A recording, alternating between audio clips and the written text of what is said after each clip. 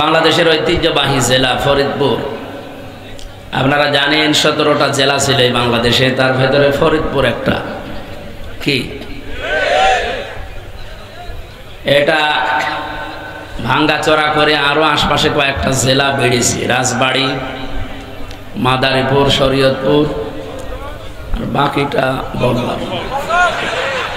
ওইটা বললে তো আবার অনেকে আমাদের নাম পাল্টিয়ে দিতে চেয়েছে। আরে ভাই, এটা তো খালেদা দিয়ে চেয়েছিল, আমি নাম পাল্টাতে চাইনি। আমি চেয়েছি আপনাদের জেলা যেন আর না থাকে, কারণ যেভাবে গালি দিচ্ছে মানুষ, এই ফরিদপুর থাকলে আমার মনে হয় এই গালি আর দিত না। আল্লামা শামসুল হক ফরিদপুরি রহমতুল্লাহ আলাইহির জন্মস্থান এই জেলা, সাবেক জেলা। বোয়ালমারী থানার অন্তর্গত মাদ্রাসাতুল ইহসান, চিতার বাজার। এখানে মানুষ পড়ায় নাকি? চিতার বাজার মাদ্রাসা ময়দানে মহাবিশ্বের মহাবিশ্বর আমাদের মালিক, আমাদের মনিব, মহান রব্বুল ইজ্জাত ওয়াল জালাল, তার মুখের পবিত্র বাণী কোরআনে কারীম। এই কথা বলা যাবে না ভাই। ভাইয়া এটা একটু এগিয়ে দেন, তাহলে পেছনে লোক লিখতে পাবে। এটা একটু এগিয়ে দেন, এটা সামনে একটু এগিয়ে দেন। হ্যাঁ, আর একটু আগান, তাড়াতাড়ি আগান, তাড়াতাড়ি আগান, পেছনের মানুষগুলো যেন ডিস্টার্ব না। এই যে এইদিকে ঘুরান।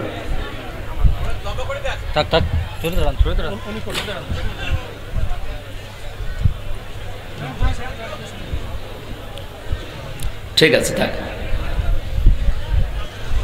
বসে পড়ে, সব বসে পড়ে। এটা রেকর্ড হচ্ছে, কিন্তু যা লেখা আছে না, এখানে যারা চলাফেরা করছে তাম দুনিয়া দেখছে এখন। এই জন্য এই জায়গায় যারা যারা থাকবেন সেন্সিটিভ থাকবেন। তো ওয়াজ মাহফিল লিখেছেন আপনারা, ওয়াজ করেন মূলত কে বলেন তো? আল্লাহ। আল্লাহ বলেন আমি ওয়াজ করি। তাফসীর করেন কে? রাসূলুল্লাহ। ওয়ালা ইয়াতুনাকা বিমাসালিন ইল্লা জিনাকা বিল হাক্কি ওয়া আহসানা তাফসীরা। আপনার কাছে মানুষেরা আসবে বিভিন্ন সমস্যা নিয়ে, আপনি কোরআন থেকে তাফসীর করে ব্যাখ্যা বিশ্লেষণ দিয়ে এর উত্তম সমাধান দিয়ে দেবেন। সুতরাং তাফসীর করার দায়িত্ব রাসূলুল্লাহ। কার? এখন কে রাসূলুল্লাহ আছে? কিয়ামত পর্যন্ত রাসূলুল্লাহ আসবে না, এই যে এই মানুষগুলো থাকবে। রাসূলের উত্তরাধিকারী, নায়েবে রাসূল ওনারা। সুতরাং ওনারা কোরআনে কারীম থেকে তাফসীর করবে, ব্যাখ্যা করবে, বিশ্লেষণ করবে। এই উম্মতের যারা আছে তারা যেন নবীজির ব্যাখ্যা বিশ্লেষণের মতো মেনে নেয়। বলেন ফরিদপুরের এই চিতার বাজারে এখন যদি নবীজি আসতেন আর এই জায়গায় বসে যদি কথা বলতেন, আপনারা কি শুনতেন না? ঠিক ওইভাবে মনে করে শুনবেন ইনশাআল্লাহ। ওয়াজ মাহফিলের সম্মানিত সভাপতি, হাজারো আলেমের উস্তাজ, মুহাদ্দিস মানুষ, বাড়িধারা এটা ঢাকায়, মুফতি জাকির হোসাইন কাসিমি দামাত বারকাতুহুমুল আলিয়া। এখানে আলোচনা রাখলেন এতক্ষণ যারা, বিশেষ করে মুফতি ইমরান হোসাইন নায়েবে মুহতামিম, মাওলানা ইয়াসির আরাফাত জিহাদি কুষ্টিয়া। আমন্ত্রিত মেহমান যারা, বিশেষ করে মাওলানা আবুল খায়ের মুহাদ্দিস বাহিরদিয়া মাদ্রাসা, হাফেজ মাওলানা দিলাওয়ার হোসাইন গাজীপুর, মাওলানা রওশনা আহমেদ, মুফতি মাওলানা শহীদুল্লাহ।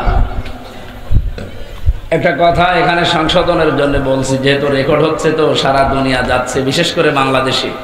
এই শব্দটা যদিও বাংলাদেশ, ভারত ছাড়া আর অন্য কোনো দেশে আমি পাইনি, এই জন্য বলছি। এই যে মাওলানা, হাফেজ, মুফতি, এই সমস্ত জিনিস আমাদের নামের আগে আপনারা লিখেন। হাফেজ যারা কোরআনে কারীমকে সংরক্ষণ করে, যারা মুখস্থ করে, তাদের লিখেন হাফিজ। কারি বলা হয় যারা পড়তে পারে, কোরআন শুদ্ধ করে, আমরা তাদেরকে কারি মনে করি, ওটাও লেখেন, অসুবিধা নেই। এই যে মাওলানা, মুফতি, এই দুইটা একসাথে আমার মনে হয় না দেওয়া যায়, কারণ কেউ মাওলানা না হয়ে মুফতি হতে পারে। আপনার দুইটা দেওয়ার দরকার কি? একটা দেবে। মাওলানা হওয়ার পরে একটা ইফতার কোর্স আছে, ওটা পড়া লাগে। কওমি মাদ্রাসায় 2 বছর আছে, আলিয়া মাদ্রাসায়ও 2 বছর আছে। সেটা ফেকা নিয়ে কেউ কামিল পাশ করলে তারে মুফতি বলে, কওমি আলিয়া লাইনে। আর ওনাদের আলাদা একটা কোর্সই আছে। এরপরে বিজ্ঞ যারা, অভিজ্ঞ যারা মাসলা মাসাইলের ওপরে, তাদের কাছে তত্ত্বাবধানে থেকে প্রায় 8-10 বছর তাদের সাথে থাকা লাগে। তারপরে আপনি ফতোয়া দেওয়ার যোগ্যতা অর্জন করবেন। সুতরাং এটা যারা আগামীতে লিখবেন, যদি মুফতি হয়ে থাকে আপনি একবারে মুফতি শহীদুল্লাহ লিখে দেবেন, ও মাওলানা লেখার দরকার নেই। এরপরে মঞ্চে বসা যারা, বিশেষ করে সম্মানিত ওলামা ইকরাম, সামনে বসা মুসলমান ভাইরা, পর্দার আড়ালের সম্মানিতা মা এবং বোনেরা, এই জমিনে দিন কায়েম যারা করতে চান, একামতে দিনের ভাইরা, আপনাদের আলাদাভাবে স্পেশালভাবে বললাম এই জন্যে, রব্বুল আলামিন সবাইকে দিন কায়েমের জন্য কবুল করেন না। কোরআনে কারিমে আল্লাহ জানিয়েছেন, আল্লাহু ইয়াজতাবি ইলাইহি মাইয়াশা, আমি আল্লাহ যাকে এজতেবা করি, মানে পছন্দ করি, নির্বাচিত করি, আমি যাকে মনোনীত করি, এই মানুষগুলোকে আমি আল্লাহ আমার দিন কায়েমের জন্যে কাজে লাগাই। কারণ কি, ওয়াহদি ইলাইহি মাইয়ুনিব, তাকে আমি আল্লাহ দেখাতে চাই এই কারণে দিন কায়েমের এই পথটা, কারণ ও মন থেকে ফিরে এসেছে। ইউনিব শব্দের শাব্দিক অর্থ হচ্ছে মন থেকে যে ব্যক্তি ফিরে আসে আল্লাহর দিকে। সুতরাং বাংলাদেশে যারা দিন কায়েমের জন্য চেষ্টা চালিয়ে যাচ্ছেন, হ্যাঁ আপনার পদ্ধতি ভুল হতে পারে, সব পদ্ধতি যে সঠিক হবে বিষয়টা এমন না, পদ্ধতি আপনার ভুল হতে পারে, কিন্তু দিন কায়েমের জন্য যারা আছেন তাদেরকে আমি আলাদাভাবে ওয়েলকাম, স্বাগতম জানাচ্ছি।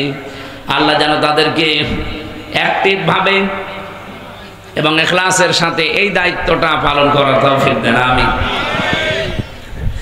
দল মত নির্বিশেষে রবিউল আউয়াল মাসের আজকে 13 তারিখ, গতকাল যে দিনটা গেল আমরা জানি ওই দিনে রাসূলুল্লাহ দুনিয়ায় এসেছিলেন, কিন্তু যে উদ্দেশ্যে এসেছিলেন ওইটা আমাদের দেশে চলে না।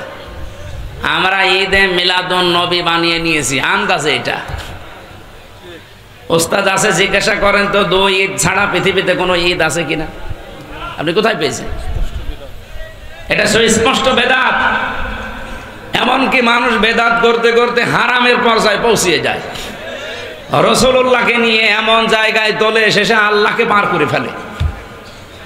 এই যে নোরা পাগলা কি হয়েছে দেখেননি, কবর দিয়েছিল কাবা শরীফের আদল দিয়ে, জনগণ 32 নম্বরের মতো 33 করে দিয়েছে। আমি যদিও তার লাশ পোড়ানোর পক্ষে না, সে যাই হোক, কিন্তু এভাবে মাজার করবেন কেন? মাজার বানিয়ে ব্যবসা করে যারা, পৃথিবীতে সবচাইতে বেশি আল্লাহ রেগে থাকে তাদের উপরে। কারণ কিয়ামত আল্লাহ নিপতিত করবে যাদের উপরে, তাদের ভেতরে 1 নম্বরে তারা, যারা এই পৃথিবীতে মাজার বানিয়ে ব্যবসা করে খায়, খাদেম হয়ে আছে। কিসের খাদেম আপনি? ফরিদপুরে তো আরো বেশি। সুতরাং যারা এগুলো করছেন, আমার মনে হয় সমস্ত মাজার ব্যবসা বন্ধ করা দরকার। এখন সময় আসতেছে ইনশাআল্লাহ। ইসলামে যেটা নেই আমরা ওইটা মানি না।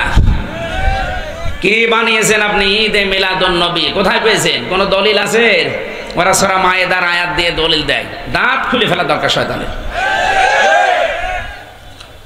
হযরত ঈসা নবী আলাইহিস সালামের এই যে মায়েদা শব্দটা আছে, ঈদিনা, ওখান থেকে ওরা দলিল বানিয়েছে। এমন এমন দলিল বানায় আপনি আশ্চর্য হয়ে যাবেন।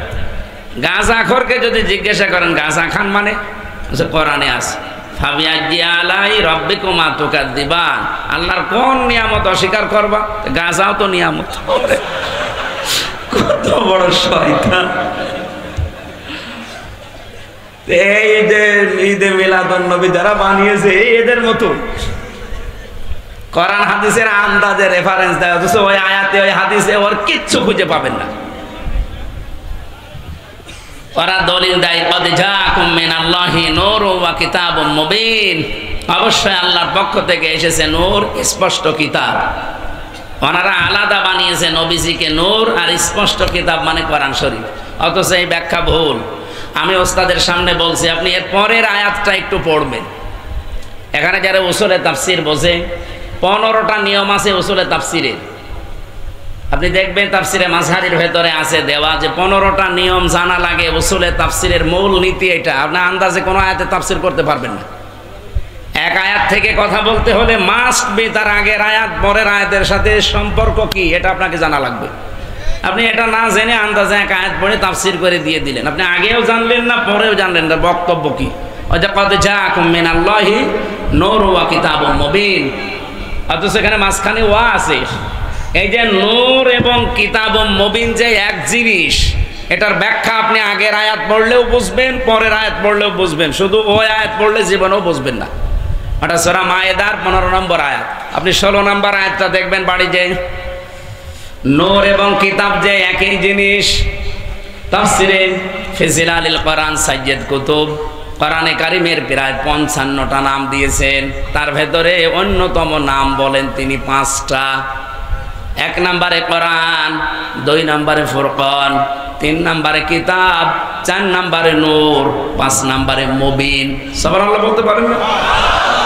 স্পেশাল যে 5টা নাম বললাম এর ভেতরে নূর নেই, আছে? বলেন বলেন। আল্লাহ কোরআনের নাম নূর দিয়েছেন। সুন্নি নামে গরম সুন্নি, ঠান্ডা সুন্নি যাই বলেন, এগুলোর নাম নিয়ে আপনি যে বেদাত তৈরি করেন। রব্বুল আলামিন এখানে নূর আর কিতাব এ জিনিস একই, এর ব্যাখ্যা তিনি পরের আয়াতে দিচ্ছেন। ইয়াহদি বিহিল্লাহ, এই যে ইয়াহদি বিহিল্লাহ, এখানে সরাসরি ফাইল হচ্ছে আমার আল্লাহ নিজে। বিহি এই শব্দের দিকে একটু খেয়াল করেন, আপনি না বুঝলেও আলেমরা বুঝছে। বিহি এটা 1 বছর না বহু বছর। এখানে আগের যে শব্দগুলো বললাম নূর এবং কিতাবে মুবিন যদি 2টা জিনিস হয়, তাহলে বিহি আল্লাহ 1 বছর দিল কেন বলেন? সুতরাং ওরা যে ব্যাখ্যায় আয়াত থেকে নিয়ে আসতে চায়, ওরা মন মতো ব্যাখ্যা করে, আন্দাজে মানুষকে ধোঁকা দিয়ে বোকা বানিয়ে রেখেছে। আল্লাহর নবী নূরের তৈরি, এটা মেলে না। কোরআনে কারিমে আল্লাহ জানিয়েছেন ইন্নী খালিকুম বাশারাম মিন তিন, অবশ্যই আমি মানুষ বানিয়েছি মাটি থেকে, মাটির নির্যাস দিয়ে। আমার প্রশ্ন হচ্ছে নবীজি যে মাটির তৈরি না নূরের তৈরি, এইটা নিয়ে আমি ফতোয়াবাজি করছি না। আমার উদ্দেশ্য হচ্ছে এই আয়াত দিয়ে যারা মানুষকে ভুল বোঝান যে নূর এক জিনিস, কিতাবে মুবিন এক জিনিস, না, 2টাই এক। আল্লাহর নবী আল্লাহ পাক তাকে মানুষ বানিয়েছিলেন। কুল ইন্নামা আনা বাশারুম মিসলুকুম ইউহা ইলাইয়া আন্নামা ইলাহুকুম ইলাহু ওয়াহিদ। নবী আপনি বলেন, এতটুকু আল্লাহ বলতে পারতেন। ইন্নার পরে আল্লাহ মা লাগিয়েছেন কেন? ওস্তাদ আছে, জিজ্ঞাসা করেন ইন্নার পরে যদি মা যুক্ত হয় বাংলা অর্থ দাঁড়ায় কেবলমাত্র, শুধুমাত্র, একমাত্র। আল্লাহ কুল ইন্না দিয়ে শুরু করতে পারতেন, মা না লাগালেও আমি অর্থ করতে পারতাম। মা লাগিয়ে আল্লাহ জানিয়েছেন হে নবী আপনি বলেন আমি একমাত্র, কেবলমাত্র, শুধুমাত্র তোমাদের মতো মানুষ। পার্থক্য এতটুকু, ইউহা ইলাইয়া, আমার প্রতি ওহী আসে, তোমাদের কাছে আসে না, এটাই পার্থক্য। যতটুকু সম্মান আল্লাহ তাকে দিয়েছেন আপনি ওই পরিমাণে নিয়ে যাবেন। আপনি সম্মান দিতে দিতে এমন জায়গায় তোলেন যেটা আমার আল্লাহও জানে না। আজকের তেলাওয়াত কি তো আয়াতে এটা একটু আছে হালকা, কুল্লা আকুলু লাকুম ইনদি খাযাইনুল্লাহ। হে নবী আপনি মানুষকে বলেন যে আমি কিন্তু গায়েবের খবর জানি না। আমি এই কথা বলি না যে আমি গায়েব জানি, অথচ কত মানুষ নবী না পীর কেউ গায়েবের মালিক মনে করে। বলেন পীরকে আপনি গায়েবের মালিক মনে করছেন, কোরআনে স্পষ্ট নিষেধ যে গায়েবের খবর শুধুমাত্র আল্লাহ জানে। উনি যাকে যতটুকু জানিয়েছে সে ততটুকু জানবে, তার বেশি জানার খবর তার নেই। এরপরেও যদি কেউ কাউকে বিশ্বাস করে না উনি জানে, আপনার ইমানের সমস্যা আছে। ওয়ালা আ'লামুল গায়বা, আপনি বলেন আল্লাহ আমার কাছে ধন ভান্ডার দেয়নি এবং আমি গায়েবও জানি না। কত মানুষ নবীকে বাদ দিয়ে এখন পীরকেও ধন ভান্ডারের মালিক বানিয়ে দিয়েছে। কেউ ফেরে না খালি হাতে। ফরিদপুরের দরবারে খাজা তো আছে, নবীজি বলছেন আপনি বলেন মানুষকে যে আমি খাজানার মালিক না, যে আমার কাছে খাজানা আছে কথা আমি বলি না, আমি গায়েব জানিয়ে কথাও বলি না। এমন কি ওয়ালা আকুলু লাকুম ইন্নী মালাক, আমি এ কথাও বলি না যে আমি ফেরেশতা। আমি কি বলি? ইন আত্তাবিউ ইল্লা মা ইউহা ইলাইয়া, আমি এতটুকু শুধু অনুসরণ করি যতটুকু আল্লাহ আমার উপরে নাজিল করেন। আমাকে যা ওহী করা হয় ওইটা শুধু আমি অনুসরণ করি, তোমাদেরকে ওইটা করতে বলি। কুল হাল ইয়াস্তাবিল আ'মা ওয়াল বাসীর, নবী আপনি মানুষকে দায়িত্বহীন ভাষায় বলেন যারা দেখে যারা দেখে না, চক্ষুষ্মান এবং অন্ধ একটি সমান। আফালা তাতাফাক্কারুন, এরপরেও কি চিন্তা ভাবনা করবা না? এ আফসোস করছে কে? আফালা তাতাফাক্কারুন, এরপরেও কি চিন্তা ভাবনা করবা না? সুতরাং বাংলাদেশ আর ভারত আর পাকিস্তান এই তিনটা দেশে এই রবিউল আওয়াল আসলে যেটা আরম্ভ হয় এটা বন্ধ হওয়া দরকার।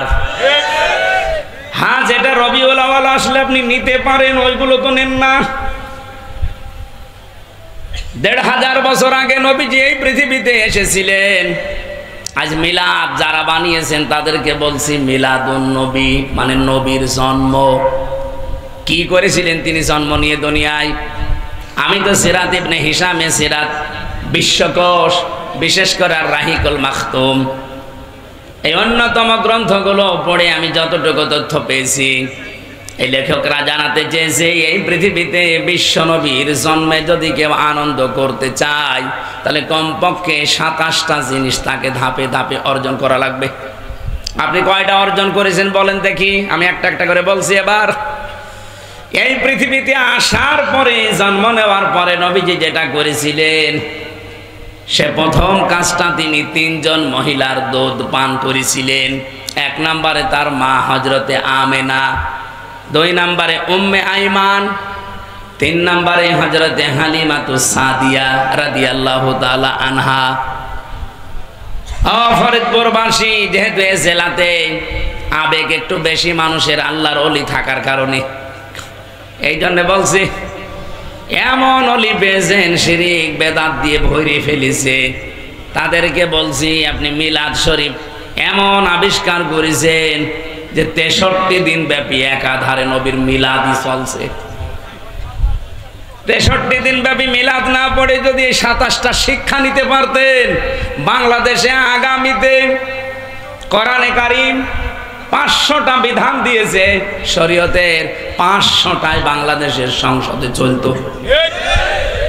আপনি দেখেন তো, প্রথমটা নবীজি যার দুধ পান করেছেন হযরতে হালিমা, তিনি বলেন আমি একজন মুশরিকা মহিলা ওই সময়, অথচ মোহাম্মদকে কোলে নেওয়ার সঙ্গে সঙ্গে আমার স্তন আল্লাহ দুধে পরিপূর্ণ করে দিয়েছে। এমন রহমত আমি যেখানে নিয়ে যাই সেখানে রহমতে ভরে যাই। ওয়া আরসালনাকা ইল্লা রাহমাতাল লিল আলামিন। আল্লাহ আলম বলেন নাই, যত জগৎ আল্লাহ বানিয়েছেন সব জগতের জন্য আল্লাহর নবীকে আল্লাহ রহমত করে পাঠিয়েছেন। হালিমা নিজে প্রমাণ দিচ্ছেন যে যেখানেই নিয়ে যায় সেখানেই দেখে রহমত বরকতে ভরে যায়। সঙ্গে সঙ্গে তাকে কোলে নিয়ে আমার স্তন যখন পরিপূর্ণ হয়ে গেছে দুধে, ডান স্তন তাকে দিলাম, সে পান করেছে। বাম স্তন দিয়েছি, মুখ বের করে দিয়েছে। রাহিকুল মাখতুমের ২৭ নম্বর পৃষ্ঠায় আমার একেবারে নোট করা। উনি বলছে আমি আবার মুখ লাগালাম, উনি আবার মুখ বের করে দিলেন, আবার লাগালাম, তিনি আবার মুখ বের করে দিলেন। চোখের ইশারা দিয়ে যেন আমাকে জানাতে চায় মা হালিমা, জোর করেন কেন? ডান স্তন এটা আমার ছিল অধিকার, আমি পান করেছি। বাম স্তন এটা আমার অধিকার না। আমি জানি আপনার সন্তান আছে আব্দুল্লাহ, এটা তার অধিকার। দুনিয়ায় আমি ভাইয়ের হক নষ্ট করার জন্য আবির্ভূত হই নাই, আমি এসেছি ভাইয়ের হক ফিরিয়ে দেওয়ার জন্যে। শুধু সুবহানাল্লাহ ঠিক আলহামদুলিল্লাহ বলো না। কি বুঝলেন এখান থেকে? যেই নবী মায়ের কোলে বসে জন্ম নিয়ে এই রবিউল আওয়ালে ভাইয়ের হক ফিরিয়ে দেয়, নষ্ট করে না, আর সেই নবীর উম্মত আমরা এখানে বসে আছি, যত বড় হচ্ছি ভাইয়ের হক মারার জোন হচ্ছি। এখানে ভাই মানে শুধু আপন ভাই না, শুধু দুধ ভাই না। আল মুসলিম আখুল মুসলিম, মুসলমান মুসলমানের কি ভাই। একজন মুসলমান ভাইয়ের প্রতি আর একজন মুসলমান ভাইয়ের কমপক্ষে 6টা হক অধিকার আছে। সেগুলো পালনও যদি শুরু করতাম এই রবিউল আউয়ালে, তাহলে মিলাদ পড়া লাগতো না। প্রথম অধিকার তাকে দেখলে আপনাকে সালাম দেওয়া লাগবে, এটা তার অধিকার। কিন্তু এইটাও আজকে পক্ষপাতিত্ব হয়ে গেছে, দলীয় লোক ছাড়া অনেকে আর সালাম দিতে চায় না। কিসের হক আদায় করেন, আবার মিলাদ পড়ে বেড়াচ্ছেন আপনি। 2 নম্বরে দেখেন, বিশ্বনবী জানিয়েছেন ওই লোকটা যদি অসুস্থ হয় তারে দেখতে যাওয়া লাগবে। বাংলাদেশের রাজনীতি এমন জায়গায় আমরা নিয়েছি, দলীয় লোক যদি মরে যায়, সে ঢাকায় অসুস্থ হয়েছে, এখান থেকে ট্রাক ভাড়া করে চলে যাচ্ছে। আর একজন মুসলমান অন্য দল করে, সে পাশের বাড়ি না খেয়ে মরে যাচ্ছে, অসুস্থ, দেখতে যায় না।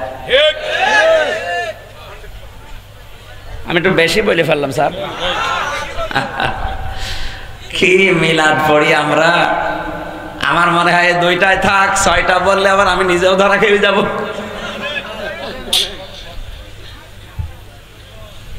সে লোকটা মারা গেলে তার জানাজা দেওয়া লাগবে।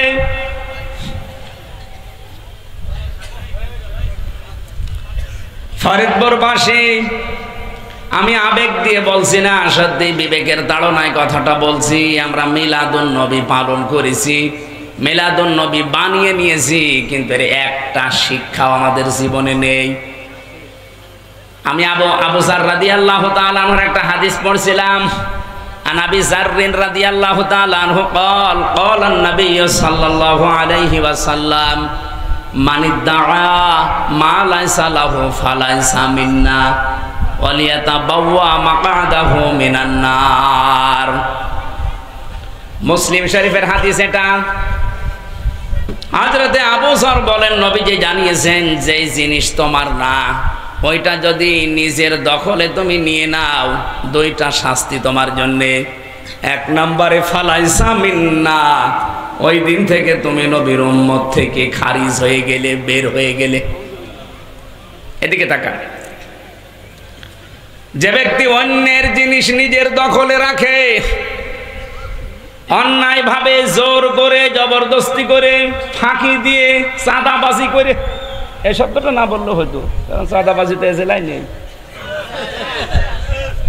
ছিনতাই করে হোক, চুরি করে হোক, ডাকাতি করে হোক, জোর জবরদস্তি করে হোক, এমনকি চাঁদাবাজি করে হোক, যে জিনিসের মালিক আপনি না, ওটা যদি নিজের দখলে নিয়ে নেন, ওই দিন থেকে আপনি আর নবীর উম্মত নেই। এবার বিবেকের কাছে প্রশ্ন করে বলেন, এটা রেকর্ড হচ্ছে, সারা দুনিয়া চলছে এখন। পৃথিবীর মানুষেরা যারা আগস্টের 5 তারিখের পরে 1 মাস, 1 বছর 1 মাসের ভেতরে বিভিন্ন কায়দায় অন্যের জিনিসের মালিক হয়ে গেছেন, আপনি আর যাই হন, নবীর উম্মত কিন্তু আর নেই। এরকম কাজে কারা আছেন হাত তোলেন তো। না না, তোমার কে নোরা পাগলার মতো তার ছিড়া হাত তুলে বসে আছে।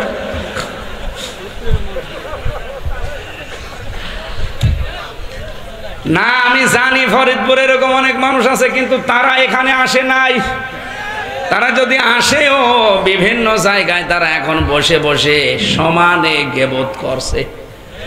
দেখি ওয়াজ হচ্ছে না রাজনীতি হচ্ছে। অথচ তারা এই দোষে দোষী, অন্যের সম্পদ দ্বারা চুরি করে হোক, জোর জবরদস্তি করে হোক, চাঁদাবাজি করে হোক, নিজের দখলে নিয়ে নিয়েছে। আপনি নামাজ পড়তে পারেন, রোজা রাখতে পারেন, কসম আল্লাহর, ফালাইসা মিন্না, লাইসা মিন্না দিলে অর্থ হয়ে যেত। ফা দিয়েছেন কেন? উপরে বর্ণিত যে কথা বলা হচ্ছে, ওইটা যদি কারো ভেতরে থাকে, মাস্ট বি, পরের যে আনন্দ বলেন আর দুঃখ বলেন তার উপরে পড়বেই। এই জন্য ফা ব্যবহার করা হয়। আমি বালাগাত মান থেকে 13টা কায়দা পেয়েছি ফায়ের, এর 9 নাম্বার কায়দাতে পড়েছি। আল্লাহর নবী এই ফা মাঝখানে লাগিয়েছেন এই কারণে ওপরে বর্ণিত যেটা বলতে চান ওটা যদি কেউ দুনিয়ায় করে মাস্ট বি পরের শব্দটা তার উপরে পড়বে। ওপরে বর্ণিত শব্দ কি? মানিত্তাগা মা লাইসা লাহু, যেটা আপনার ছিল না আপনি জোর করে নিজের দখলে নিয়ে বেশ ভালো চলছেন। আপনি ভালো চলতে পারেন, নামাজ পড়তে পারেন, রোজা রাখতে পারেন, কিন্তু আপনি আর নবীর উম্মত নেই।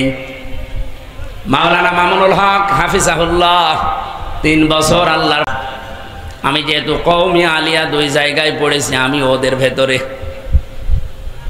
মুফতি মনির হোসেন কাশেমি ভাই, আমি আর মাওলানা মামুনুল হক আর মুফতি শাকাওয়াত হোসেন রাজি হাফিজাহুল্লাহ সকালের আর দুপুরের খাবার আমরা এক জায়গায় খেতাম। আমার তো এতটুকু বেশ ভালো মনে আছে, প্রতিদিন মাওলানা মামুনুল হক আমারে বলতো, হামজা বাইরে যদি যেতে পারি কোনো কাফেরের জানাজা পড়াবো না। আমি বলছি আপনি কাফের পেলেন কোথায়? কাফের নেই। এই দিন এই হাদিসটা আমাকে মুখস্থ করিয়েছিল, ওই দিন থেকে আমার মনে আছে ব্যাখ্যাটা, যে কাফের তো তারা যারা নবীর উম্মতের বাইরে চলে গেছে। বলেন তো কোন ইহুদি কি নবীর উম্মত? কোন খ্রিস্টান নবীর উম্মত? কোন হিন্দু আমাদের নবীর উম্মত? ফালাইসা মিন্না, আপনিও তো নবীর উম্মত থেকে বের হয়ে হয় ইহুদি খ্রিস্টান বৌদ্ধ মুশরিক হয়ে গেছেন। ইহুদির জানাজা যেমন পড়া জায়েজ নেই, মুশরিকের জানাজা যেমন পড়া জায়েজ নেই, আপনারটা পড়ে আমি করব কি? আপনারটা পড়লে তো মিথ্যা কথা বলা হবে। বিসমিল্লাহি ওয়া আলা মিল্লাতি রাসূলিল্লাহ, আল্লাহর নামে রাসূলের দলে তুললাম। আপনি আল্লাহর নামেও নেই, রাসূলের দলেও নেই। সুতরাং আপনি ফিরে আসেন, আশা করছি মৃত্যুর আগে ফিরে আসবেন। এখনো তাওবার দরজা বন্ধ হয়ে যায়নি, আসেন। 2 নাম্বারটা আরো কঠিন, ওয়ালিয়াতাবাওয়া মাকআদাহু মিনান নার। নবীজি বলেন সে যেন জাহান্নামে নিজের একটা স্থান বরাদ্দ করে নিল। আমার তো হাদিস পড়ার পরে ওই দিন থেকে মনে হয়েছে যে বাংলাদেশে বহু মানুষ অলরেডি জাহান্নামে নিজের আসন বরাদ্দ করে রেখে দিয়েছে। ফরিদপুরবাসী আমরা বাঁচতে চাই। রবিউল আউয়ালে মিলাদুন নবী পালন করার কোনো দরকার নেই। আপনি নবীর মিলাদ বা জন্ম, মিলাদ মানে কি? জন্ম। এই জন্ম থেকে শিক্ষাগুলো নেন। 1 নম্বরে শিক্ষা নেবেন আপনার দ্বারা কোনো ভাইয়ের হক যেন নষ্ট না হয়। কথা বলেন না কেন? এইটা যদি এই রবিউল আউয়াল থেকে আরম্ভ হয়, বাংলাদেশে কেউ কারো ক্ষতি করবে, চাঁদাবাজি থাকবে, এমনি বন্ধ হয়ে যাবে। এই জন্যই তো মাহফিলের আয়োজন। আগামী থেকে আমরা যেন মুসলমান হয়ে মুসলমানের হক আদায় করতে পারি। 2 নাম্বারটা যেহেতু আরো কঠিন, আমি ওইদিকে যেতে চাই না। 2 নাম্বারে পেয়েছি আমি, আপনি কি ওইটা রাহিকুল মাখতুমের ভেতরে দেখবেন। আমি নিজে যেহেতু পড়েছি, নোট করেছি, এই জন্য শোনাচ্ছি। বিশ্ব নবী মুহাম্মদুর রাসূলুল্লাহকে আল্লাহ ঘোষণা দিয়েছেন, আপনাকে পাঠানোর উদ্দেশ্য কি? ওয়াল্লাযী আরসালা রাসূলাহু বিল হুদা ওয়া দীনিল হক লিইয়ুযহিরাহু আলাদ-দীনি কুল্লি ওয়া কাফা বিল্লাহি শাহীদা ওয়ালাউ কারিহাল মুশরিকুন। 2 রকমই আছে। তিনি সে আল্লাহ যিনি তার রাসূলকে সত্য দিন দিয়ে, জীবন বিধান দিয়ে দুনিয়ায় পাঠিয়েছেন শুধু খেলা করার জন্য। আরো আসতে বলেন, কেন পাঠিয়েছেন? লিইয়ুযহিরাহু আলাদ-দীনি কুল্লি। আল্লাহ কুল্লিহি এত কঠিন শব্দটা দিয়েছেন। এই শব্দ যদি আল্লাহ বাদ দিয়ে দিতেন, আমি এই আলাদ-দীনি পর্যন্ত অর্থ করতাম, এত শক্ত কথা আসতো না। লিইয়ুযহিরাহু, যেন তিনি এজহার করতে পারেন। এজহার মানে এই যে যারা কওমি মাদ্রাসায় আমরা পড়েছি, সেই ছোটবেলায় আমাদেরকে এইটা শিখিয়েছে। এজহার মানে স্পষ্ট করা, এজহার মানে প্রকাশ করা। অথচ এজহারের আধুনিক ব্যাখ্যা হচ্ছে এজহার মানে প্রতিষ্ঠা করা, দাঁড় করানো, বিজয়ী করা। আপনি আধুনিক ব্যাখ্যাগুলো নিয়ে আসেন, অভিধান নিয়ে আসেন। আমি এই যে 18 তারিখে এসেছি মদিনা থেকে। মদিনা বিশ্ববিদ্যালয়ের যে লাইব্রেরিতে আমি খুঁজছিলাম, দেখি এখানে পড়ার মতো বই তো অনেক আছে, একটু অভিধানগুলো খুঁজি। আরব যারা আরবি শব্দকে আরবি ভাবে ওনারা ব্যাখ্যা করেছেন, ওখানে আরবির ব্যাখ্যা দেখলাম এজহারের আসল ব্যাখ্যা লিখেছেন, এজহার মানে বিজয় করা। নবীজিকে আল্লাহ জন্ম দিয়ে পাঠিয়েছেন, নবীজিকে আল্লাহ এই পৃথিবীতে রবিউল আওয়ালে পাঠিয়েছেন। তার 2 নম্বর উদ্দেশ্য হচ্ছে যত দিন আছে, যত ধর্ম আছে দুনিয়ায়, সব কিছুর উপরে আল্লাহর দিন যেটা, এটা তিনি বিজয় করে দেখাবেন। ওয়ালাউ কারিহাল মুশরিকুন, যদিও মুশরিকদের কাছে এটা খারাপ লাগবে। এবার আসেন আমি এই কথার ব্যাখ্যা করতে চাই। মান করাল কোরআনা ফাস্তাজহারাহু ফাহাল্লা হালালাহু ওয়া হারামা হারামাহু আদখালাহুল্লাহুল জান্নাহ। যে ব্যক্তি কোরআন পড়ে আর কোরআনকে ইজহার করার চেষ্টা করে, ইজহার মানে বিজয় করা। বলেন বলেন, কোরআন পড়লেই হবে না, আপনাকে কোরআন বিজয় করার চিন্তা করা লাগবে। কেন? কোরআন যদি বিজয় হয় তাহলে ফাহাল্লা হালালাহু ওয়া হারামা হারামা, আপনি হালালকে হালাল জেনে মানতে পারবেন আর হারামকে হারাম জেনে ছেড়ে দিতে পারবেন। ফরিদপুরবাসী আছে বারবার ওঠাউঠি করো, কি আশ্চর্য! আমার ওয়াজের ভেতরে রেখে চলে যাচ্ছে। এইভাবে করা যাবে না, ক্লাসে এভাবে নেওয়া যায় না। এই যে এটা হাত ধরেন তো, ক্লাসের ভেতরে এভাবে ওঠাউঠি করলে হয়? এই ভাই, দাঁড়াইছেন কেন? বসেন। প্রসাব পায়খানা খুব জরুরি হলে যাবেন, আর আপনি যদি 1-1.5 ঘন্টা বসে থাকতে না পারে, আপনার বিয়ে দিলে বউ টেকবে? দেখবে না, শেষে তো ফরিদপুরের বদনাম হয়ে যাবে। যে এলাকায় শেষে আর কেউ মেয়ে দিবে না, ছাতা ওদের কিছুই নেই। এই জন্য খুব সাবধান ভাই, উঠবেন না। এখানে বহু মেয়ের বাবা কিন্তু বসে আছে, জামাইও সিলেক্ট করতে পারে। আপনার দিকে তাকিয়ে যদি দেখে ও 1/2 ঘন্টায় চলে যাচ্ছে, বলবে দরকার হয় মেয়ে খুঁটি বানাবো, ওরে বিয়ে দেবো না। 2 নম্বরে যদি কারো খুব বেশি নেশা লাগে বিড়ি খাওয়ার, তাহলে খেয়ে চলে আসবেন। আসবেন তো? ও বলছে হ্যাঁ হ্যাঁ আসবো। এই বিড়ি খাওয়া না, অনেকের এমন নেশা যে বিড়ি, এরপরে গাঁজা, এই সমস্ত জিনিস এত নেশা ওদের। আপনি বলেন যে খাবার দেব না, বলে অসুবিধা নেই, তো গাঁজা বিড়ি আমার দেওয়াই লাগবে। জেলেখানায় দেখি একবার এক লোককে পিটাচ্ছে কারারক্ষীরা। কি গো?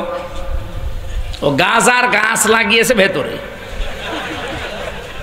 জেলার এসে হিন্দু দেবদুলাল, এই বেটা তুই গাঁজার গাছ পেলি কোথায়? বলছে স্যার আমি ওই যে হাজিরা দিতে যাই আদালতে, আমার তো বিভিন্ন হিতাকাঙ্ক্ষী আছে। ও যখন আসি তখন ওই যে ছোট ছোট পোটলা, গাঁজার পোটলা এভাবে স্পিকে মারে, 2-1টা ধরতে পারি মাঝে মাঝে। ওইটা এনে মুখের ভেতরে দাঁতের নিচে ওই জহব্বার ওই কোনায় রেখে দেয়। আপনারা তো চেক করে ঢোকান, তো এমন জায়গায় রাখি ওইটা আর মেশিনে ওঠে না। ওইটা নিয়ে এসে বোতলের মুখ কেটে ওর ভেতরে মাটি দিয়ে এই গাঁজার গাছগুলা 2 মাস আগে লাগিয়েছি এই বীজ, দেখেন কি বড় হয়েছে। জেলার বলছে শয়তান, তোরে তো স্বর্গে দেওয়া লাগবে। কত হিন্দু মানুষ, তো গাঁজা খাওয়ার জন্য তোরে জেলখানায় দিয়েছে সরকার, আর তুই এই ভেতরে এসে গাঁজার গাছ লাগিয়েছিস। কি নেশা বলেন তো তার। এই জন্য এখানে ওই রকম খুব বেশি নেশা লাগে যাবেন, আবার কিন্তু চলে আসবেন। তাছাড়া বাকি কোনো কারণে যে ভালো লাগছে না চলে গেলাম, যাবেন? একটু সময় দেন, ঘন্টাখানেক সময় দেওয়া যাবে না? ফরিদপুরবাসী যেই কথাটা তুলেছিলাম, রব্বুল আলামিন নবীজিকে 2 নম্বরে আমি এটা পেয়েছি, দুনিয়ার সব মতবাদের উপরে, দিনের উপরে ইসলামকে তিনি বিজয়ী করে দেখাবেন। আজ বাংলাদেশে দিনটা বিজয় নেই, এই কারণে আমরা হালালকে হালাল জানার পরও ছাড়তে পারি না, ধরতে পারি না। হারামকে হারাম জানার পরেও ছাড়তে পারি না। আমি জানি এটা হারাম, কিন্তু এই রাষ্ট্র আমাকে বাধ্য করছে এই হারাম কাজ করার।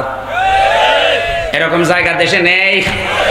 ঘুষ দেওয়াও হারাম, নেওয়াও হারাম। জানে না কে? ছোটবেলা থেকে অনেকের মুখস্থ। এরপরেও আমরা দেখতে পাই মানুষ এই দেশে আমরা এমন পজিশন তৈরি করে রেখেছি, প্রতিটা দিক এবং বিভাগে ঘুষ ছাড়া এক পাও চলা যায় না। কোর্টে তো 3 বছর যাওয়া আশা করলাম।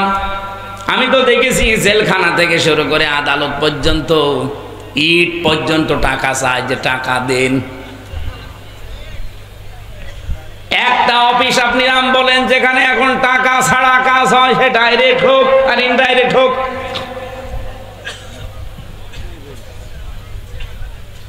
এগুলো আস্তে আস্তে ষড়যন্ত্র করে গভীরভাবে 15.5 বছরে এমন জায়গায় পৌঁছিয়েছে, আপনি আশ্চর্য হয়ে যাবেন। 5 এবং 8 আগে বৃত্তি পরীক্ষা ছিল না? এখনো আছে, কিন্তু নিয়মটা পাল্টিয়েছে। কি বলেন তো? পাল্টিয়েছে? না। ক্লাস 5 এবং 8 আগে যারা বৃত্তি পরীক্ষা দিত 100 মার্কের কোরআন হাদিস ছিল। আপনি বলেন যেগুলো শিক্ষা ব্যবস্থায় নিয়ে এসেছিল, শিক্ষকরা পর্যন্ত পড়াতে লজ্জা পেত। ক্লাস 8 শারীরিক শিক্ষা, শরীর চর্চার শিক্ষক নেওয়া দিয়েছে সরকার। এখন গানের শিক্ষক, নাচের শিক্ষক। আমরা আশা করছি এখন যিনি আছে ওনার নাম কিন্তু 2 জন নবীর নাম, ডক্টর মোহাম্মদ ইউনুস। একটা মোহাম্মদ আর একটা ইউনুস, 2 জন নবীর নাম নিয়ে আপনি বসে আছেন। গানের শিক্ষক নিয়োগ দিতে পারেন 1 থেকে 5 পর্যন্ত প্রাইমারিতে। শরীর চর্চার শিক্ষক নিয়োগ দিতে পারেন, একটা আলেমকে কোরআনের শিক্ষক হিসাবে নিয়োগ দিতে পারেন না। কথা বলেন না কেন? 92% মুসলমান এই দেশে, আর আপনিও একজন মুসলমান। ফেব্রুয়ারির 12 তারিখে নির্বাচন দিয়ে চলে যাবেন, নিজেই বলেছেন আপনি যান, কিন্তু এই কাজটা একটু করে দেন না কেন? এই বাঙালি জাতির কাছে, মুসলমানদের কাছে, আপনি এই দেশের মানুষের কাছে অমর হয়ে থাকবেন। কথা বলেন। প্রাইমারিতে আমরা একজন ধর্মীয় শিক্ষক চাই, এ দাবি আপনাদের নেই? আর এ দাবি করেন, এই মিডিয়াকে দেখান, লিল্লাহে তাকবীর। দেখেন তো, হাত বলেন কে? দেখেন, এই মিডিয়া এদিকে ঘোরাও। আমাদের এই দাবি মানাই লাগবে। এটা শুধু এই ফরিদপুরের দাবি না, বাংলাদেশের 18 কোটি মানুষের দাবি এইটা। ঠিক আছে ভাই, এটা ওনার কান পর্যন্ত চলে গেছে এবং যাবে। যদি নাও মানে আরশ পর্যন্ত চলে গেছে। কথা বলে না কেন? কিয়ামতে যেদিন আল্লাহর সামনে দাঁড় করাবে, অন্তত এই বিষয়টা বলতে পারবো আমি কিন্তু ধর্মের পক্ষে ছিলাম। যত নিয়ম নীতি বানিয়ে মানুষ ধর্ম তৈরি করেছে, শুধু ইসলাম বাদ দিয়ে পৃথিবীর সব কিছুই মানুষের বানানো। আপনি বলেন এখন ইসলাম বাদ দিয়ে 4,500 ধর্ম দুনিয়ায় পালন চলছে, একটাও আমার আল্লাহ পাঠায়নি, সব মানুষের তৈরি করা। আল্লাহ যেটা পাঠিয়েছে ওইটার ভেতর আরো রদবদল করে ফেলেছে। শুধু ইসলাম বা কোরআনকে আমার আল্লাহ পাক এই পৃথিবীতে তিনি গ্যারান্টি দিয়েছিলেন, ইন্না নাহনু নাযালনা যিকরা ওয়া ইন্না লাহু লাহাফিজুন। এই একটা মাত্র কারণে কোরআনে হাত দিতে পারে নাই, এইটা নির্ভেজাল আছে। সুতরাং কিয়ামতের ময়দান পর্যন্ত এই ইসলাম, এই কোরআন অথেন্টিক থাকবে। যত ধর্ম আছে সব ধর্মের উপরে আমরা চ্যালেঞ্জ দিয়ে, গ্যারান্টি দিয়ে ইসলামকে বিজয়ী করতে চাই। যতদিন পারবেন না, এদেশে যদি ফেরেশতাও বাস করে, সেও হালালকে হালাল জেনে আঁকড়িয়ে ধরতে পারবে না, হারামকে হারাম জেনে ছেড়ে দিতে পারবে না। কারণ কোরআনের বিধান কায়েম হওয়া ছাড়া এটা সম্ভব না। এজন্য নবীজির আগমনের উদ্দেশ্য ছিল এইটা, যে সব কিছুর উপরে ইসলামকে তিনি তুলবেন না, বিজয়ী করবেন। যদিও মুশরিকদের কাছে এটা মন খারাপ হবে, তাদের খারাপ লাগবে, অপছন্দ হবে। আমি শুধু দুইজন নবীর নাম পেয়েছি, হযরত আদম এবং সুলাইমান নবী। এই দুইজন নবী বাদ দিয়ে পৃথিবীর কোন নবীর জীবনী আমি এমন পড়িনি যে নবীর জীবনী যে যেখানে তার আল্লাহ আদেশ দেয়নি আন আকিমুদ্দিন, যে দিন কায়েম করো। আদম আলাইহিস সালামের সময় মানুষজন ছিল না, আর সুলাইমান নবী তার বাবার কাছ থেকে রাজত্ব পেয়েছিলেন, এজন্য তাদের এই কথা বলা লাগে নাই। তো বাকি যত নবীর জীবনী আমি পড়েছি, প্রত্যেকটা নবীর জীবনের মিশন এবং ভিশন ছিল জমিনের দিন কায়েম করা লাগবে। এই জন্য তাদের সমসাময়িক জামানায় যারা দায়িত্বে ছিল তাদের সাথে মারামারি, গন্ডগোল, ঠোকাঠুকি, জিহাদ হয়নি। বলেন বলেন, একটা নবীর জীবনে দেখাতে পারবেন যে যার সাথে তার ওই রাষ্ট্রের যারা দায়িত্বে ছিল তাদের কিছুই হয়নি? আমি তো সেরাম পাইনি। হযরত ইব্রাহিমের হয়েছে, মুসা নবীর হয়েছে, হয়নি? আমাদের নবী মুহাম্মদ রাসূলুল্লাহ বাকি ছিল। আপনি আর কার জীবনী দেখতে চান? সুতরাং আমাদের এই সিদ্ধান্ত নেওয়া লাগবে, দিন কায়েমের কথা আসলে কোনো ফতোয়াবাজি করবেন না। হাতে পায়ে ধরে বলছি, এই জায়গায় এক হওয়া লাগবে। কোরআন পড়ে আমি দুই জায়গায় মত পার্থক্য করতে নিষেধ এই শব্দ পেয়েছি। সূরা আলে ইমরানে আছে ওয়াতাসিমু বিহাবলিল্লাহি জামিআ ওয়া লা তাফাররাকু। আর এই যে সূরার 13 নম্বর আয়াতের মাঝের অংশে আনাকিমুদ্দিন ওয়া লা তাতাফাররাকু ফি, দিন কায়েম করবা, কোনো মত পার্থক্য করা যাবে না। অথচ সারা পৃথিবীতে এখন এই দুইটা আয়াত নিয়েই মত পার্থক্য বেশি। কোরআন আঁকড়িয়ে ধরতে বললেই বিভিন্ন ফতোয়াবাজি শুরু হয়, জমিনে দিন কায়েমের কথা বললেই বিভিন্ন জায়গায় ফতোয়া শুরু হয়, এমনকি আলেমরা ফতোয়া দিচ্ছে। এই দুই জায়গায় কোনো ফতোয়াবাজি আপনারা করবেন না। হ্যাঁ, এবার আমার মূল কথা।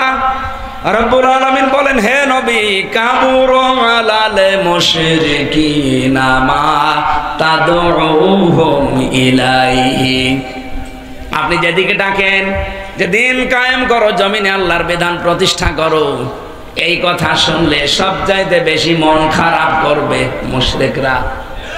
কারা? বাংলার মুসলমানেরা। আমি ওপেন বলছি, আজ এই জমিনে ইসলামী আন্দোলনের কথা, একামতে দিনের কথা, আল্লাহর বিধান কায়েমের কথা বললে যাদের মন খারাপ হয়, যারা মনে করেন এটা রাজনীতি, এটা ধান্দাবাজি, এটা দুনিয়ার কাজ, আল্লাহর কসম আপনার যে কোনো কায়দায় শিরিক হয়ে যাচ্ছে। আপনি শিরিক করছেন, এই জন্য আপনি মুশরিক, আর মুশরিকের কাছে দিন কায়েমের কথা বললে খারাপ লাগে। সুতরাং এই দেশে যারা এই বিষয় নিয়ে মত পার্থক্য করছেন, মন খারাপ করছেন, ফতোয়াবাজি করছেন, এই আয়াত প্রমাণ হচ্ছে যে আপনার অবশ্যই কোনো শিরিক আছে জীবনে, অথবা শিরিকে আপনি লিপ্ত আছেন, না তো আপনার মন খারাপ হবে কেন? আপনি মনে করতে পারেন কই আমি তো শিরিক করি না, আপনি টের পাচ্ছেন না, তাই অবশ্যই আপনার জীবনে যে কোনো ভাবে শিরিক হয়ে যাচ্ছে। আপনি খোঁজ খবর লাগান। আমি কি নিচে নামবো? এ পর্যন্ত বুঝেছেন কিনা বলেন? আবু হুরায়রা রাদিয়াল্লাহু তাআলা আনহু থেকে বর্ণিত একটা হাদিস পড়েছিলাম। নবীজি বলেন, মান তামাসসাকা বিসুন্নতি ইনদা ফাসাদি উম্মতি ফালাহু আজরু মিয়াতি শাহিদ। আমার মনে হয় এবার তো এখানে উম্মতি একালিপ টান আছে, যারা এখানে আরবি হাদিস পড়ায় একালিপ টান দেওয়া আছে। আমি হাদিসটা নিয়ে চিন্তা ভাবনা করেছিলাম, এই ছোট্ট মাথা নিয়ে আমার একটা তথ্য মাথায় এসেছে, বলবো। নবীজি বলেন, আর আমার উম্মতের যখন দুরবস্থা চলবে, এই কঠিন মুহূর্তে যদি একটা মরা সুন্নাতকে কেউ চিন্তা করতে পারে, তার আমল নামায় 100 গলা কাটা শহীদের সওয়াব দেওয়া হবে। বাংলার মুসলমানেরা কান খাড়া করে শোনেন, আপনার আমল নামায় যদি একটা শহীদের সওয়াব লেখা হয়, কিয়ামতের দিন আপনি জান্নাতি। কারণ শহীদ যারা আল্লাহর কাছে এত দামি, তারা এই মানুষগুলোকে মরে গেছে এ কথা বলা জায়েজ নেই। শহীদ যারা, তাদেরকে যেন কেউ মুখ দিয়ে কথা না বলে যে মরে গেছে, না। ওয়ালা তাকুলু লিমাই ইয়াকতালু ফি সাবিলিল্লাহি আমওয়াত বাল আহইয়াউ ওয়ালাকিন লা তাশউরুন। সূরা বাকারা 154 নম্বর আয়াতে আছে রব্বুল আলামিন বলেন কেউ এই কথা বলবি না, ওয়ালা তাকুলু, বহু বছর কেউ এ কথা বলবি না যে যারা আমি আল্লাহর জন্য জীবন দিয়েছে এরা মরে গেছে, না, বাল আহয়াউন, বরং তারা জীবিত, ইনদা বাল আহয়াউ ওয়ালাকিন লা তাশউরুন, বরং তোমরা টের পাও না। আল্লাহ এতটুকু বলতে পারতেন, মানুষ যেহেতু মুখ দিয়ে কথা বলে এই জন্য মুখের উপরে তিনি নোটিশ দিলেন। মুখের পরে মানুষ যেহেতু অন্তরে ধারণা করতে পারে এই জন্য আল্লাহ অন্তরের উপরে নোটিশ দিয়েছেন, ওয়ালা তাহসাবান্নাল্লাযীনা কুতিলু ফি সাবিলিল্লাহি আমওয়াতা বাল আহয়াউন ইনদা রাব্বিহিম ইউরযাকুন। বলেন আল্লাহ। এটা সূরা আলে ইমরানের 169 নম্বর আয়াতে আছে। রব্বুল আলামিন বলেন, হে পৃথিবীর মানুষেরা, কেউ ধারণাও করবা না যারা আমি আল্লাহর জন্য জীবন দিয়েছি ওরা মরে গেছে, বরং তারা জীবিত এবং আমি আল্লাহর কাছে তারা রিজিক প্রাপ্ত হচ্ছে। সুবহানাল্লাহ বলতে বলেন। বলেন তো কেউ ঘুমিয়ে থাকলে খাওয়া লাগে, জেগে থাকলে? তার মানে শহীদরা ঘুমায়ও না, তারা জীবিত এবং জেগে আছে, আল্লাহ নিজে তাদেরকে খাওয়ায়।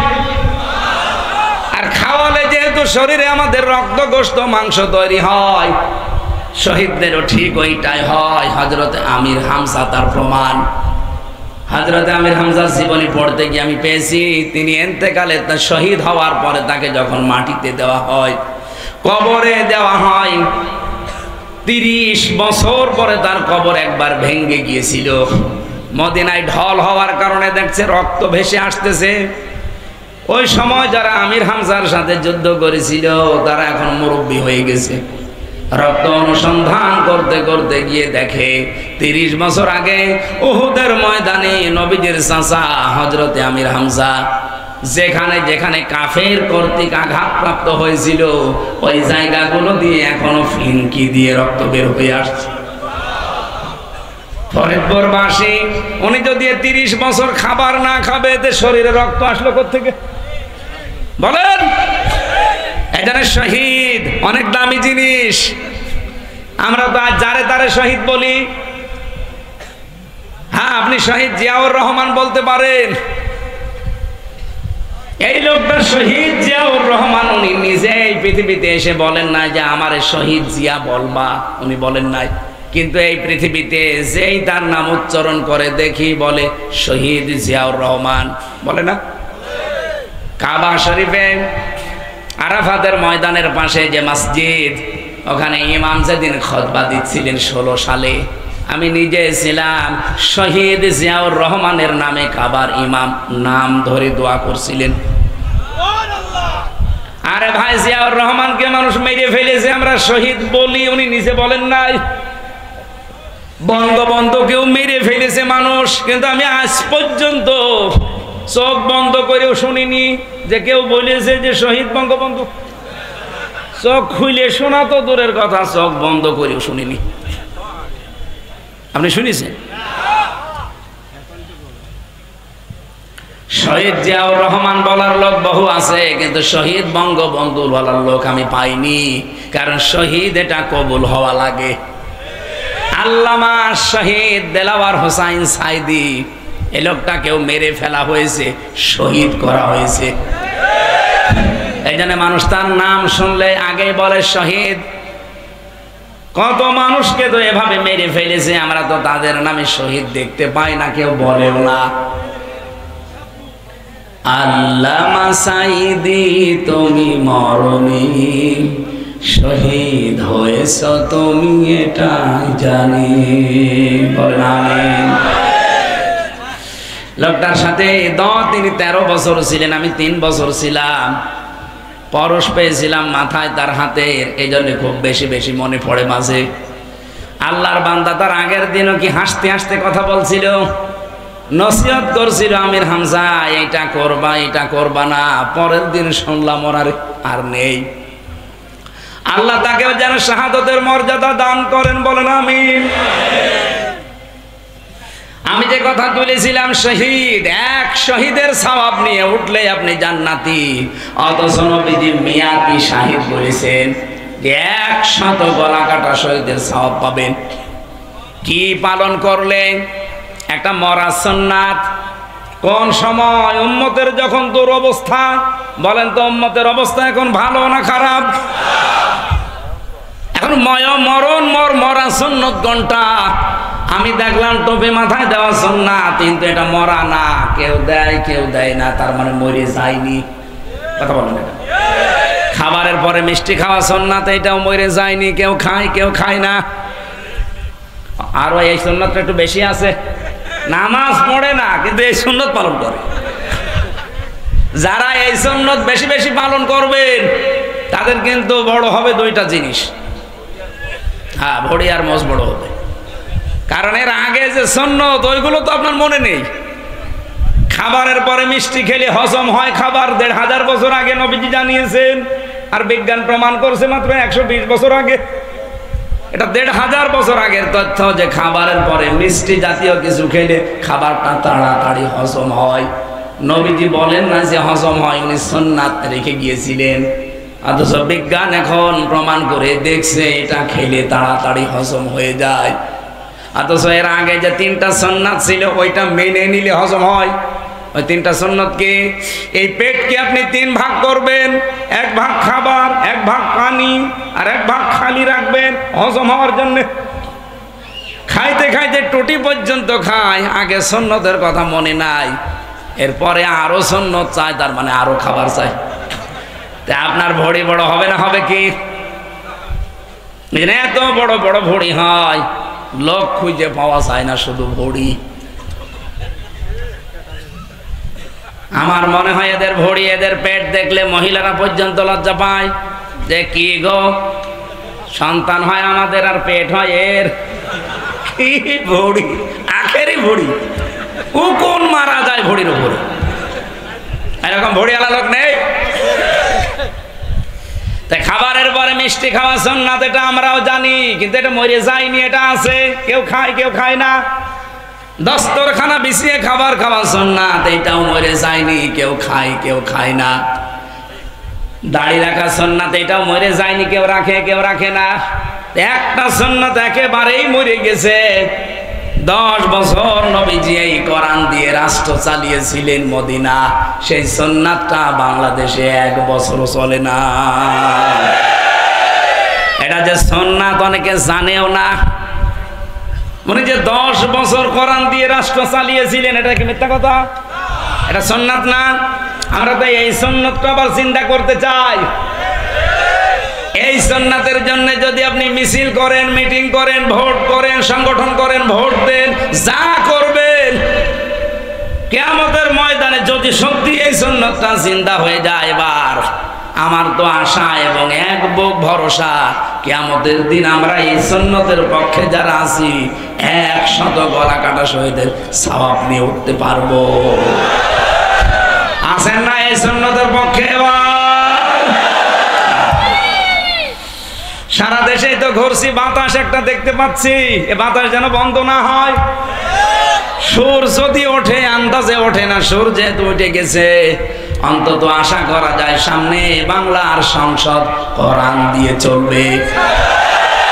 রব্বুল আলামিন এবার জানিয়েছেন, ওয়ানযির বিহিল্লাযীনা ইয়াখাফুনা আইয়ুহশারু ইলা রাব্বিহিম।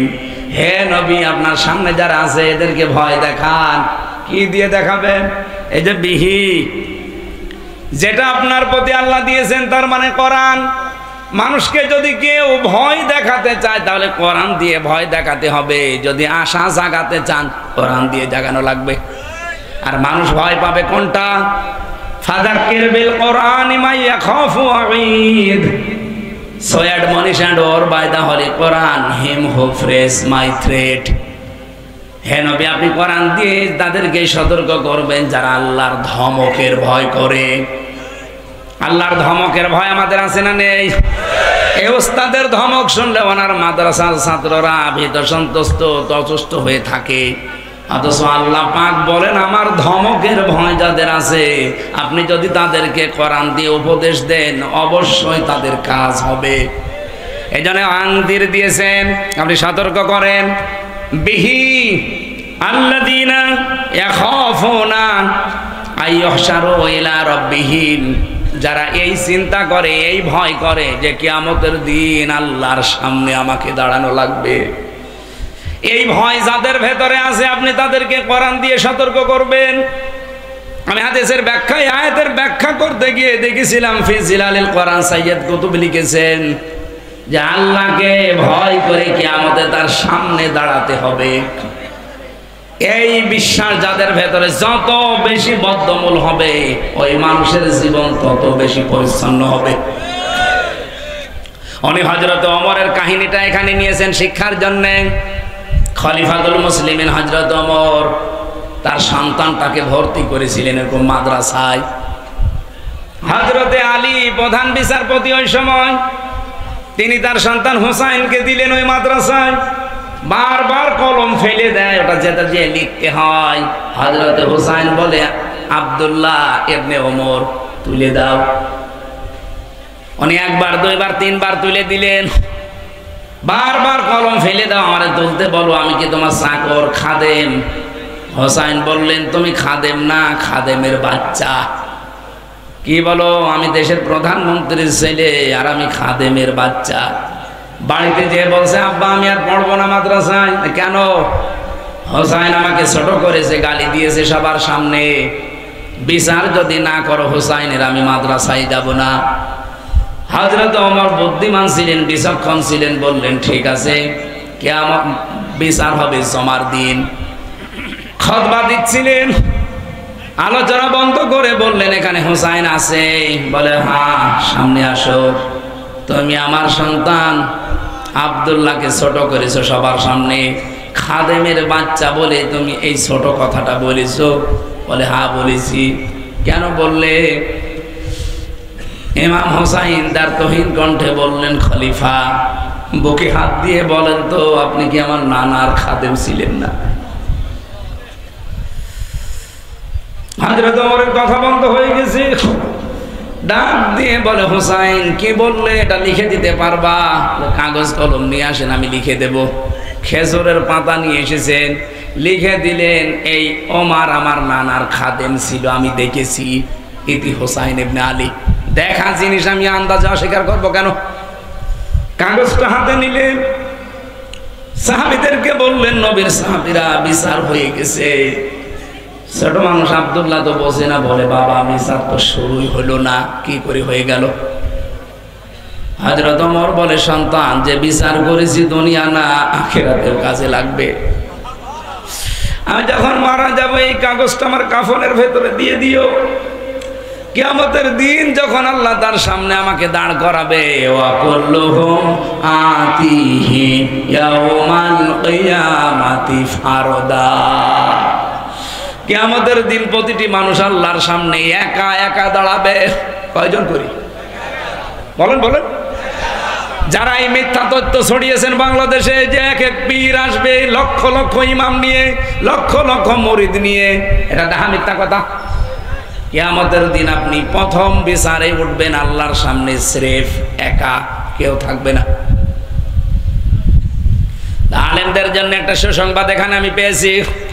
এই যে 18 তারিখে আমি মদিনা থেকে আসলাম, যে জমার দিনে আমি নামাজ পড়লাম, ওখানে কাবার মসজিদে নববীর ইমাম যিনি খুতবা দিচ্ছিলেন, সর্বশেষ তার এই কথাটাই ছিল খুতবার ভেতরে, ইয়া আইয়ুহাল হাজিরুন ওয়াল মুসাল্লুন। একটা হাদিস বলার পরে এইটা ইঙ্গিত করলেন, এলেমের উপরে কথা বলছিলেন, এলেমের মর্যাদা। শেষের কথা ছিল এই, কিয়ামতের দিন আল্লাহ যখন একটা একটা করে নাম ধরে ধরে তার সামনে দাঁড় করাবে মানুষকে বিচার করতে, সবাইকে তো জনসম্মুখে বিচার করবে, শুধুমাত্র আলেম যারা তাদের বিচার আল্লাহ একটু গোপনে।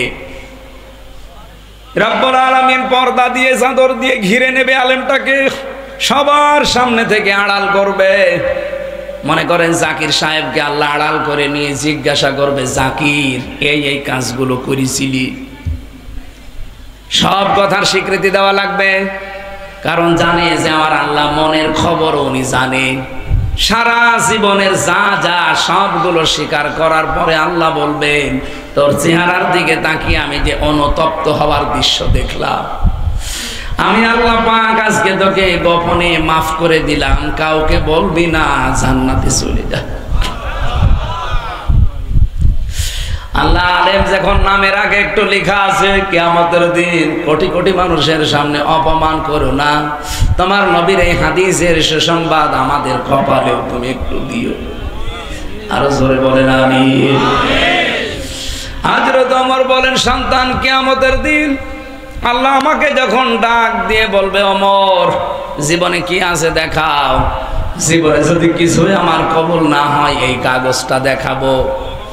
রব্বুল আলামিন দেখো তোমার নবীর নাতি লিখে দিয়েছে নিজের হাতে যে আমি নবীর খাদেম ছিলাম, এই ওসিলা হলে তুমি আজকে আমাকে মাফ করে দাও।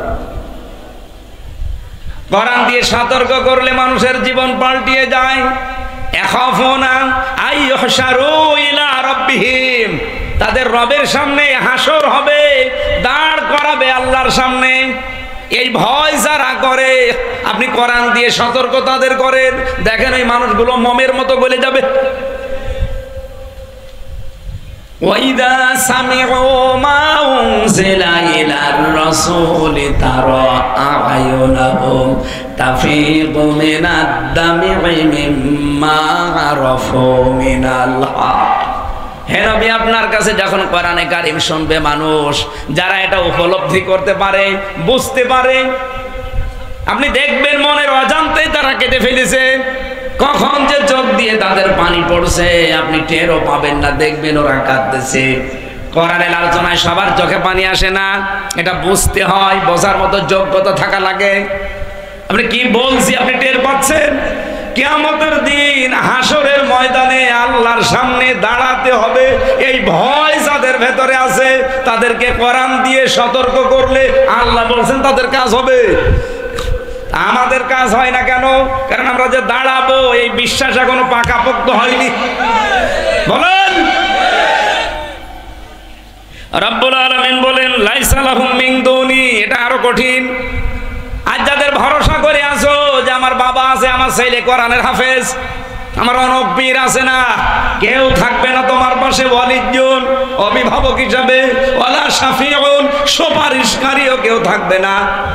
লাআল্লাহুম ইয়াত্তাকুন, আশা করছে তোমরা সতর্ক হয়ে চলবা। রব্বুল আলামিন এই আয়াতটা আমাদের জীবনে যেন পঙ্খানুপঙ্খানু সেট করে দেন, বলেন আমিন। সম্মানিত মা বোন যারা এসেছে, আপনাদের জীবনে অনেকে মনে করে নামাজ পড়ি, রোজা রাখি, কালো বোরকা পরি, আমি জান্নাত যাব না, যাবে কি না? স্বামী যেটা পছন্দ করে মাস্ট বি ওটা আপনাকে পছন্দ করা লাগবে, যদিও আপনার খারাপ লাগে। তাছাড়া শুধু নামাজ পড়ে রোজা রেখে কালো বোরকা পরে জীবনও আপনি জান্নাত যেতে পারবেন না। তিরমিজি শরীফের 208 নম্বর হাদিস, 4 নম্বর শর্ত এটা, স্বামী যেটা পছন্দ করে ওটা যদি জায়েজ হয় আপনাকে পছন্দ করা লাগবে। বাংলাদেশে বহু স্বামী আমরা আছি, আমার মনে হয় প্রত্যেকটা স্বামী তারা আমরা পছন্দ করি যে বিয়ের পরে মা বাবা আমাদের সাথে থাকবে। আমি খেয়ে থাকি না খেয়ে থাকি আমার মা বাবা আমার সাথে থাকবে। কথা বলে না কেন? 100টার 98টা বউ এটা চাই না, তারা বলে হয় আলাদা করে দাও অথবা বৃদ্ধাশ্রমে দিয়ে আসো। এরকম ছোট মনের বউ দেশে নেই, ফরিদপুরে তো অন্তত নেই। আল্লাহ মেয়েদেরকে ফাতেমা তো জহরার মতো বানিয়ে দিন। আমি আর টানতে পারছি না, অনেক রাত হয়ে গেছে। যতটুকুই বলেছি আমি আগে নিজে সভাপতি এবং যারা এসেছি প্রত্যেককে আমল করার তৌফিক কামনা করে শেষ করছি।